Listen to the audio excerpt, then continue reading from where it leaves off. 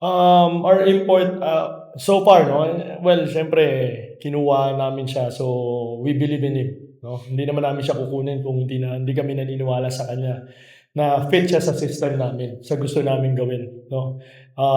So far, you know, he's a young player, he's only 26, just turned 26 'no, and, I have a young team also. But slowly ang maganda rin kasi sa kanya, he's learning also at the same time na yung buong team natututo dahil sa mga bata kong mga players. But he's been really working hard with the team.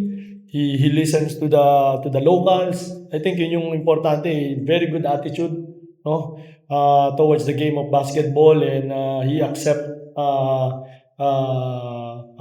yung mga mistakes 'no. So I think yun yung importante and for me, that's what we need in this team 'no. He's not a leader per se, but by doing that, parang nile-lead niya rin yung team namin, eh, 'no.